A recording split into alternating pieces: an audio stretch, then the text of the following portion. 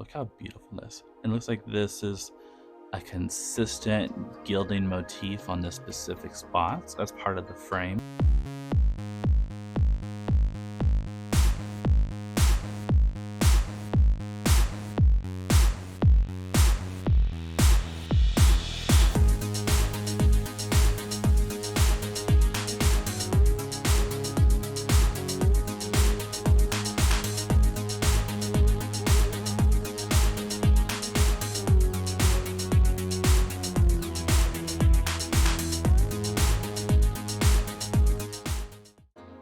I'm so excited to show you this amazing, wonderful brand new deck.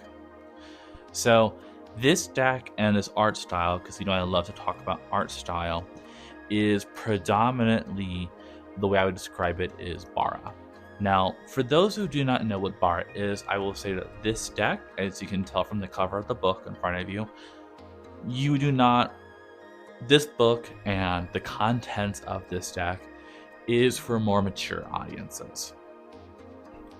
Bara is described as a genre of Japanese art and media known within Japan as gay manga. The genre focuses on male, same-sex love, and is created primarily by gay men for a gay male audience. Bara can vary in visual style and plot, but typically refers to masculine men with varying degrees of muscle, body fat, and body hair, akin to bear or bodybuilding culture. While Bara is typically pornographic, the genre has also depicted romantic and autobiographical subject matter. It acknowledges the varied reactions to homosexuality in modern Japan. The use of Bara as an umbrella term to describe gay Japanese comic art is largely a non-Japanese phenomenon. Is not universally accepted by creators of gay manga. In non-Japanese contexts, Bara is used to describe a wide breadth of Japanese and Japanese-inspired gay erotic media, including illustrations published in early Japanese gay men's magazines, Western fan art, and gay pornography featuring human actors. Bara is distinctive from yaoi, a genre of Japanese media focusing on homoerotic relationships between male characters that historically have been created by and for women. So what does that mean? I love Oracle decks. I love divination, right? Just today, I pulled out some gay decks that I have received, and I got in this in the mail, and I was like, another amazing, wonderful title to add to my collection, right? So this type of art is very synonymous with Bara and Bara art in general. And I'm so excited to open this deck and show it to you, specifically because I find that in times of like turmoil or stress or pain, people have different reactions. And for me, my reaction is I want to feel the space of gay happiness, of gay joy, and gay wonder around me, Gay people are capable of wonderful, powerful things, and seeing the potential for gay joy is always a plus, So this is the box. Beautiful. Beautiful. And this is the creator.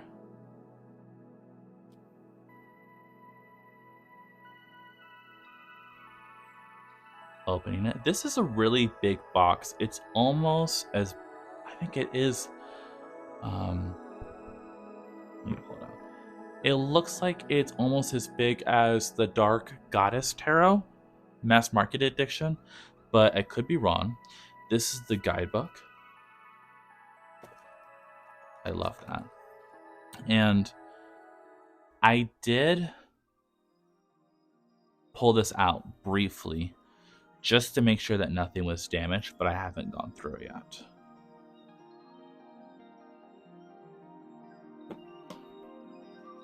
first off, look at this beautiful matte gold or copper-esque gilding. The thing about gold is like gold as a color can be very restrictive as a title, because this is gold and like this is gold and this is gold, but just calling it gold doesn't accurately display like the color. So this is more like a warm gold. I collect a variety of divination decks, and actually I'm thinking one of the next videos I'm going to be making is just an entire deck collection, which might be like 4 or 5 hours long, who knows. But I use this on the book. This is so beautiful. I collect decks from a variety of art styles and genres of people that's meant to include, you know? I think not everyone who comes to a tarot reading is the same, and sometimes we need tools and we need decks that show joy, that show happiness, that show representation, even if it's like representation to the fantasy and the ideal that, you know, a group of people would have. I love the elongated shape of this deck. It kind of reminds me of my very first tarot deck. Let me see if I can grab it real quick. Oh, it's right here. This is the very first tarot deck I ever got. It came in a thin, slender box like this. And I'll just take one card. Yeah, so it's slightly longer than my first tarot card. I mean, tarot deck. Oh, wow. Look how beautiful this is. It looks like this is a consistent gilding motif on the specific spots. That's part of the frame.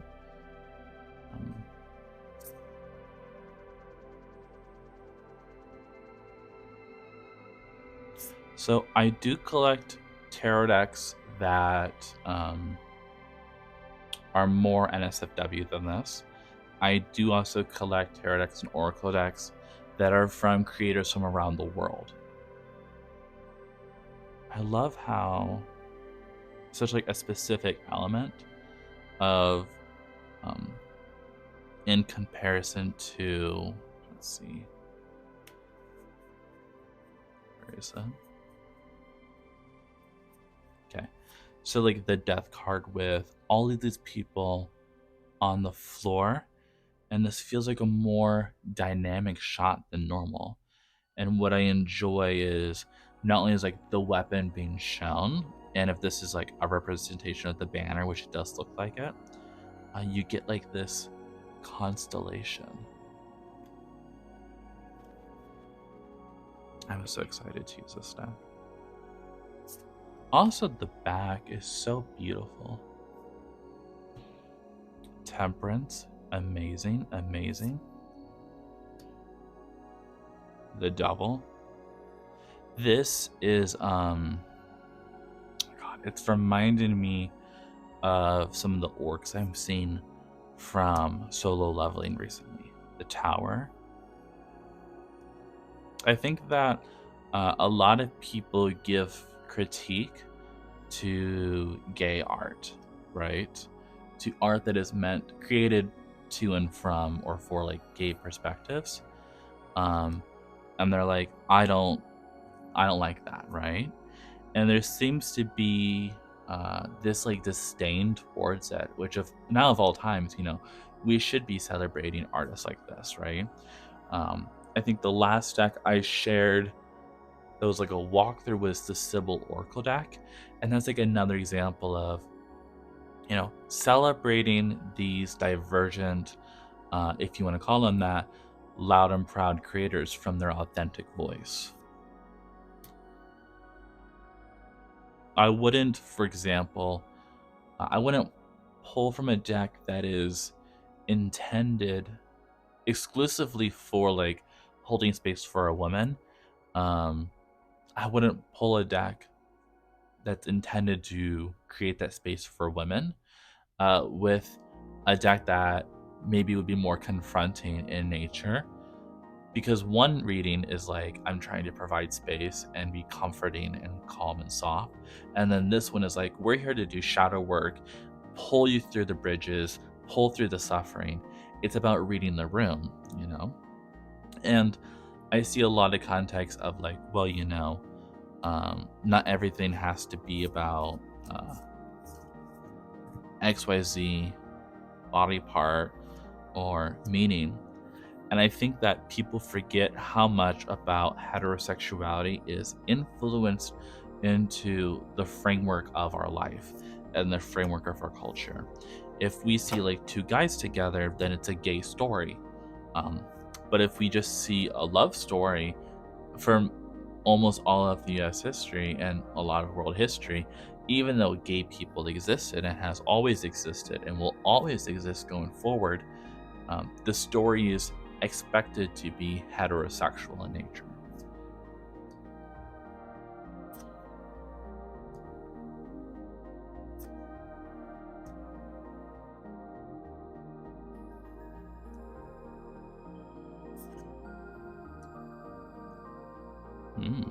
I like the head face mask, and it's giving kind of like Breath of the Wild. I can definitely see the influences. And also, if you read Rider-Waite-Smith, it seems like everything it's obviously divergent in many forms, but it's very analogous to the Rider-Waite-Smith system and almost like a poetic rhyme.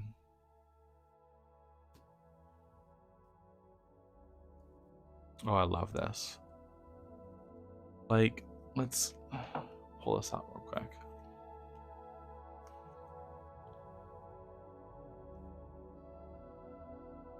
So you get the card with the symbol, the cup with the symbol in the hands, the bird and the coin, overflowing water, even like the base of what the water lands into, you get the exact same thing. And not only do you get basically the rhyming motif that's so beautifully and expertly done, but you get it on this very like soft cardstock, you know? This definitely feels more luxurious than some other decks. I will say that like I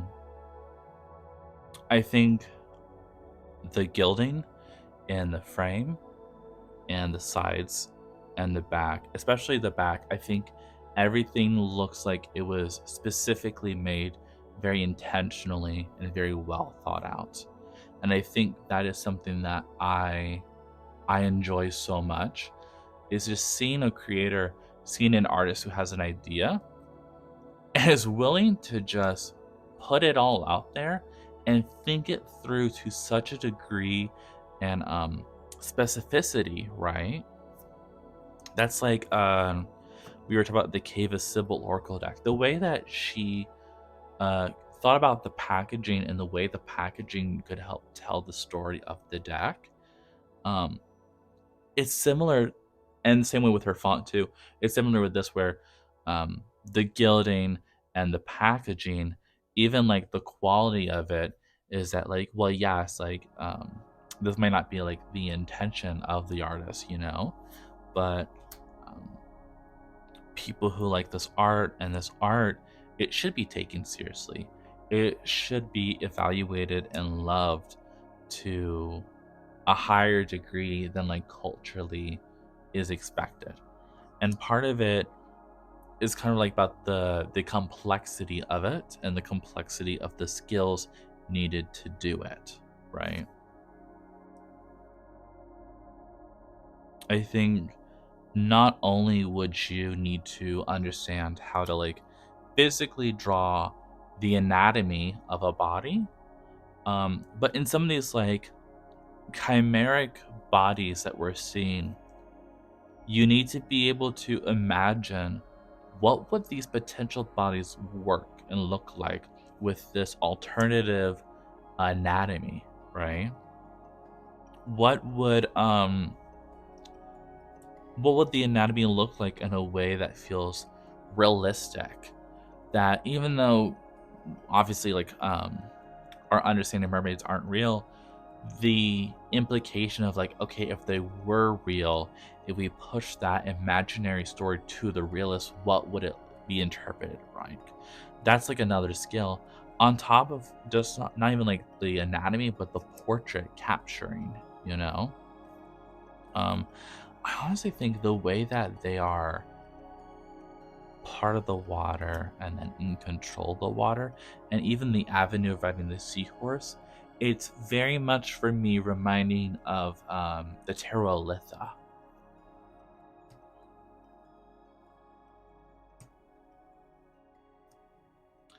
I also love specifically all of the small details that you can, like the shells connecting this bottom piece of clothing to the top half capelet, you know?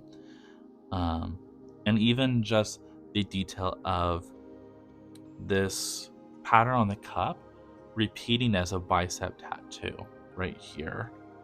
Um, I really think a lot of these elements in this deck are so wonderfully executed.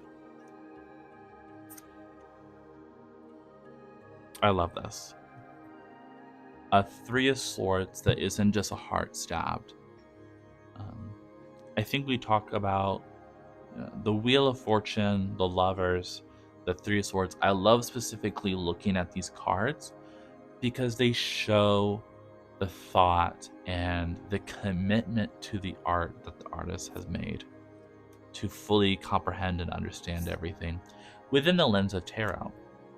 There's plenty of people who are going to say like, oh, as an artist you can easily make a deck, um, and it's true, you can, but when you're making a deck that's intended, let's be honest, for like either artistic appreciation or spiritual use or both, you do have to understand the artistic rules before you break them. And to kind of just like swing wildly all over the place and say like, I don't need to know the rules. I'll do whatever I want.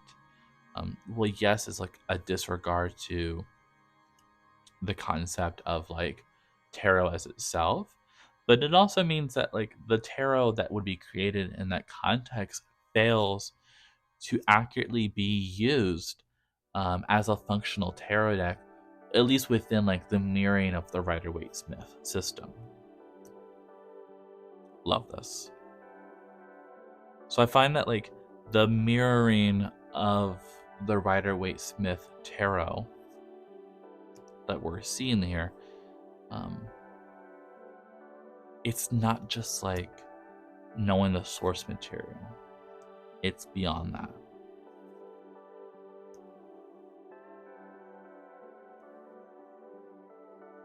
I don't know why, but I'm like, I feel like this is gonna pop off, this last section. All these different patterns of clothing too. I think that's another thing I'm noticing while I'm going through this is the fabric themselves being the element that fully portrays like the luxury and the commitment.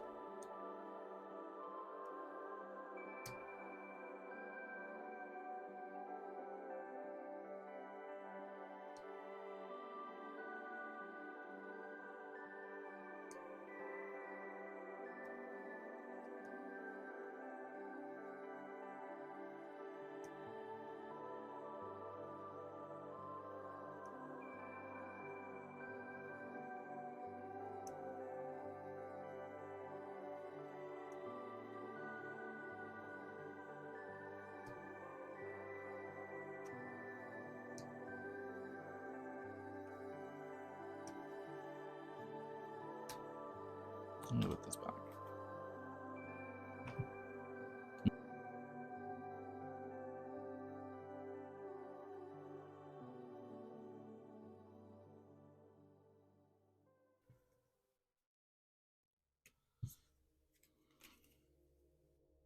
So now let's look into the guidebook. The guidebook is also this very soft mat that the cards have. And I think it's just, I don't know if it's the exact same soft. It's slightly different. It's like, analogous. Like it's similar, but it's not identical. Welcome to the world of Archania, a magical world governed by the elements, burgeoning with masculine energy, living in harmony. A magician once carved the tenets of destiny using astrology with the guidance of the gods of the zodiac, planets, and universes formed into a deck of cards. Each card used as a medium to divine the future. Passed on through generations, it can now be bestowed into your hands. Let's see.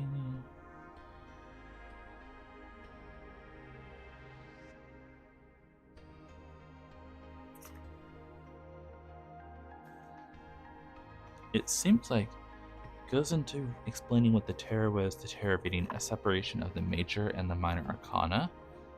And then it gives an upright and reverse divination, as well as the story of the card.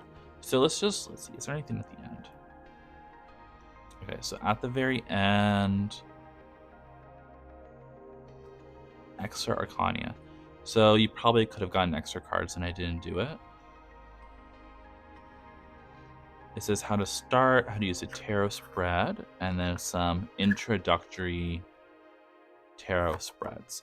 I'm going to go pick a random page and let's see. The Six of Pentacles. Giving, receiving, sharing wealth, generosity, and charity. Let's see. The Six of Pentacles is depicted uniquely with a compassionate nobleman standing at the center of a bustling marketplace, distributing coins to those in need. The scale in one hand represents balanced generosity, ensuring fairness in the giving. This scene exudes a sense of community and mutual support, with individuals receiving assistance in various ways. The card encapsulates the spirit of philanthropy and the importance of sharing resources with those less fortunate. It encourages the observer to embrace both the role of the giver and the receiver, recognizing the reciprocal nature of generosity and the positive impact it can have on a community. So, if you are new to tarot, it does seem like the guidebook itself actually goes into explaining the meaning behind their interpretation for the cards. Now, here's my plan. You've seen the deck. I'm going to go leave. I'm going to come back and I'm going to use this deck for a couple different readings because I'm so excited for it. And I'm going to be able to come back and explain to you how this deck, at least for me, works in practice.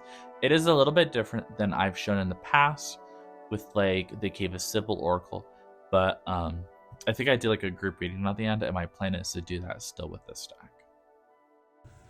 A while ago, I got this deck, and I had done a full walkthrough. It was me walking through the deck, explaining the difference between Yaoi and Bara, and I said I was going to use the deck for a while and come back.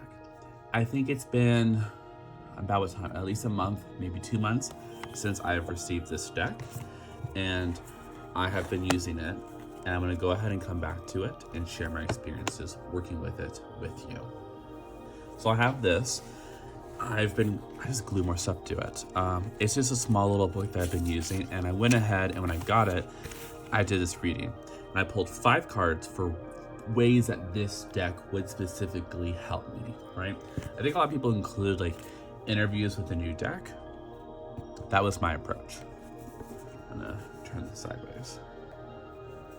I think since then, I really have pulled from this deck for joy and for happiness. I think that this is more on the risque side of my LGBT decks, and I'm okay with that. But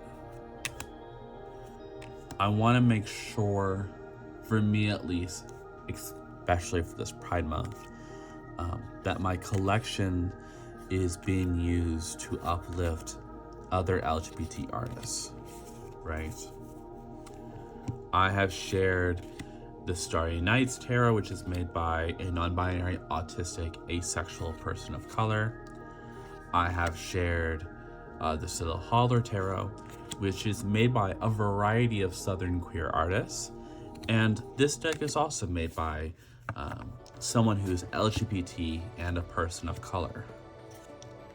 I think that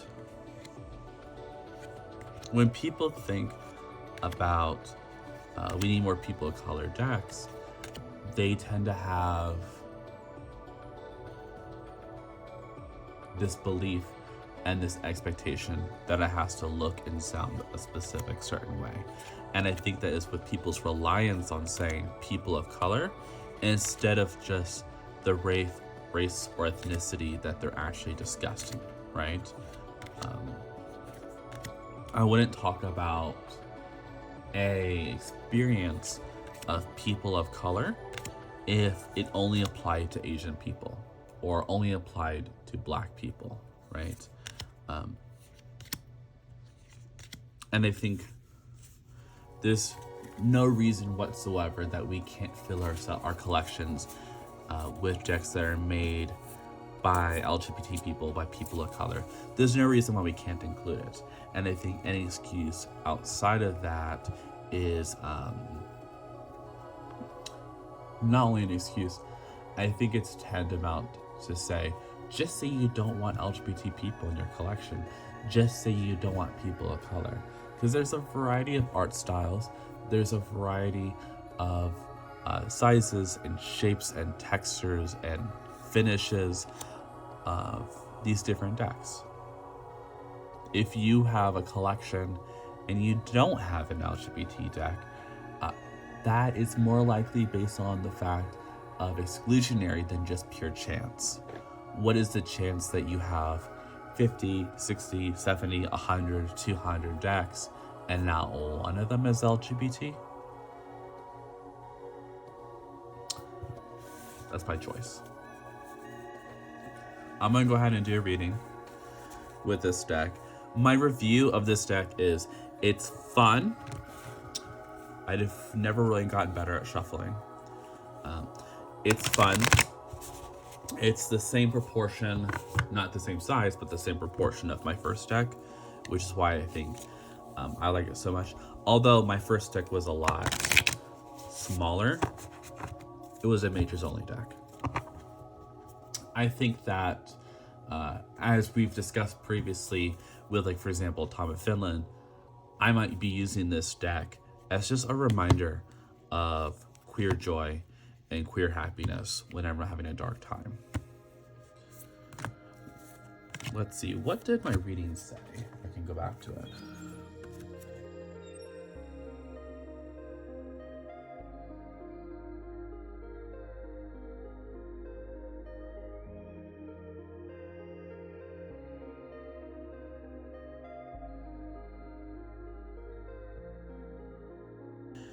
Let's see, it said it could help me when I'm feeling lost in my job, career in arts, or desires for an art job, because I would love to be able to eventually just stay selling my artwork.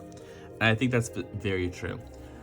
In typical ADHD, Gemini, Alexander Speaks fashion, I have a deck that I was supposed to work on for this quarter, and I did not do it. And instead, I started a completely different project. And by the time this video is done, it's probably already done, already printed, and already on its way to me, which means that I started and finished an entire new deck project in 2 months. And if I have a photo of it, I'll post it right here. But if not, it'll be a secret for later. But the deck, when it's done, it's going to be a free to download deck for you so that you can print it out and pay just the price of printing. I'm going to do a quick reading, nothing major, on like what can we do to find happiness today within Pride Month.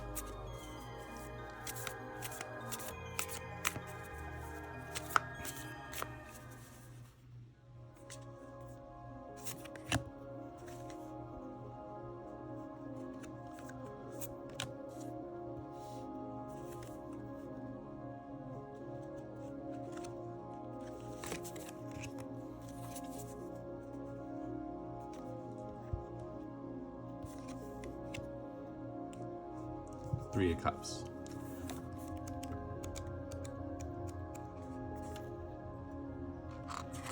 So when you get it, let's go and pull the guidebook out.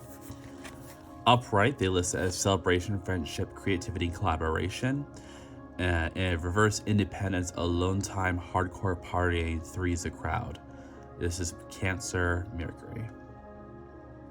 The Three of Cups invites joyous celebrations in its unique depiction, featuring three handsome mermen joyfully raising their cups amidst a vibrant gathering, dancing under the waters of an overflowing wave. The scene exudes an atmosphere of abundance and camaraderie. The figures are united in the revelry, symbolizing shared happiness and mutual support. This card radiates a sense of harmony and emotional connection, portraying the beauty of its shared experiences, friendships, and the communal celebration of life's victories, both big and small. So,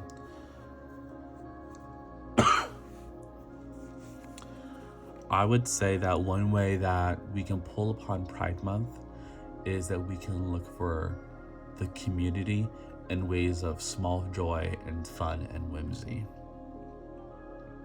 I think that we're really missing whimsy. We're missing fun. We're missing joy. We're missing it in the sake of not being cringy. We're missing it in the sake of if we do something, it has to be viral. It has to go viral. We have to be famous and everyone has to like us. Whatever happened to put away your phone, put away your phone. We're hanging out as a small group of friends. And this is just us getting together.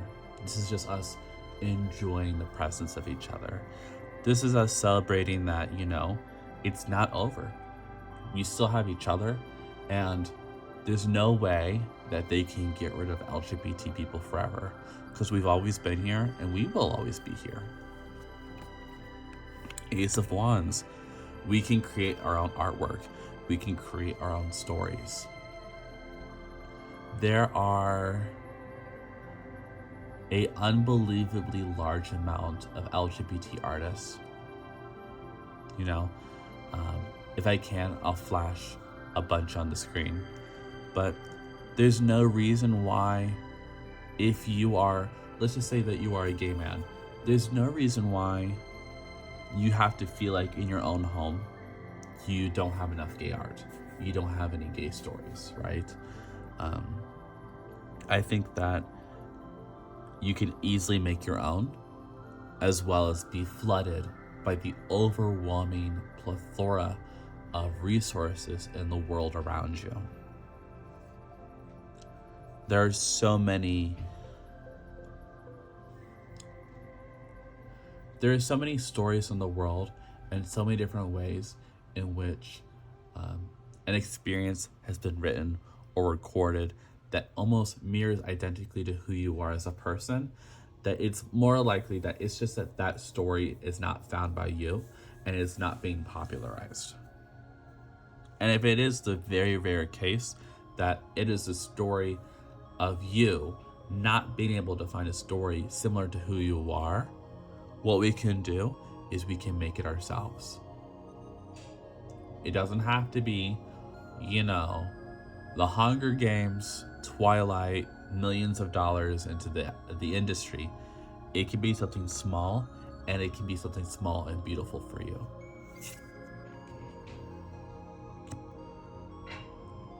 Eight of Pentacles. Thinking long-term project, right? Long-term project. Maybe this could be you working on collecting and creating an archive of LGBTness. Maybe this could be you saying, well, for Pride Month, something I can do for joy is I can just go back to work.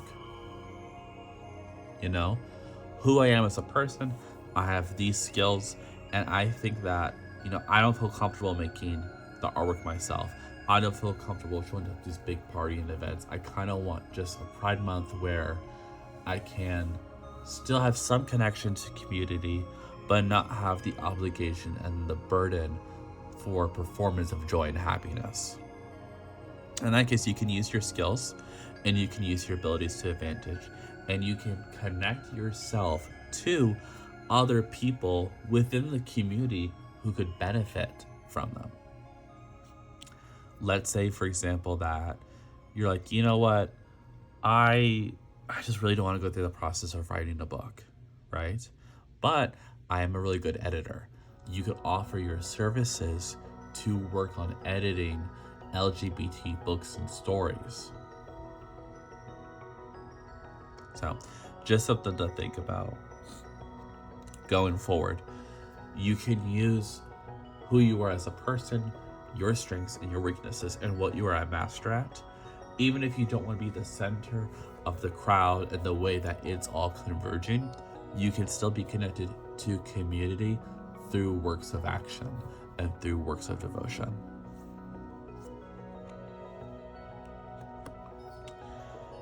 I just think that we need to remember with this last card, the Knight of Wands, you can't do it alone. No one can be a community alone. No one can do it alone. You need to reach out. You need to make sure that you have multiple groups of people that you can reach out to.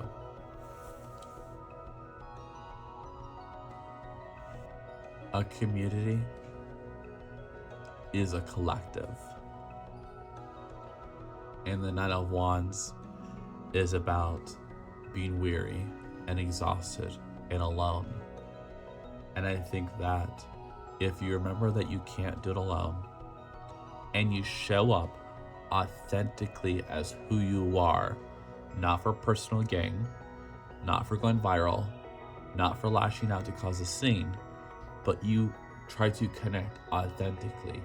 This is who I am, and I just want to see you for who you are. I think what you will find is that there are not just one space at the table, but there are many tables and there are many spaces willing to take and receive you. So that has been this deck. Thank you so much. I really hope that you enjoy it. I think personally, this deck is a beautiful work of art. I think that this deck, if the creator ever does it, would be prime for a Minchiati expansion, especially since it has the whole zodiac motif within not only the box and the cards, but also the mythological universe of it itself. I think that this deck is beyond amazing, and just like with the other LGBT decks this month, I'm going to be posting the information down below for you to get your copy of. So thank you so much. Like, comment, subscribe, all that if you wish, and I hope you have a wonderful day. Goodbye for now.